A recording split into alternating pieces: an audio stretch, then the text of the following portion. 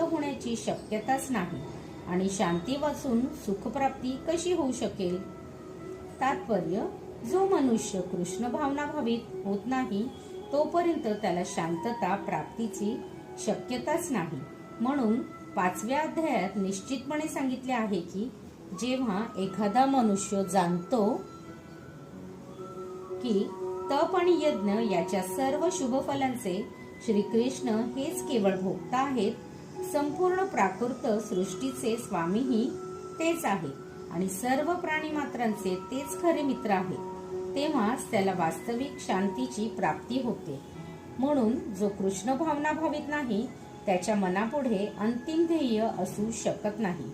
अंतिम ध्येयाचाच अभाव असल्यामुळे मनामध्ये चंचलता असते.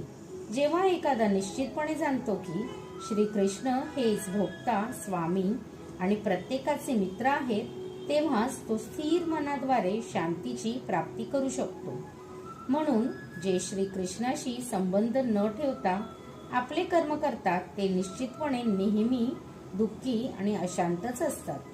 जरी त्याने जीवनामध्ये शांती आणि प्रगतीचा कितीही देखावा केला तरी ते खचितच नेहमी दुःखी आणि अशांतच असतात.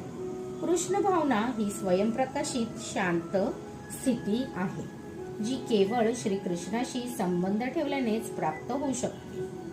इंद्रियाणाहि चरताम यमनोनु विधीयते तदस्य हरति प्रज्ञाम वायुर्ना वमिना वमिवाभसी.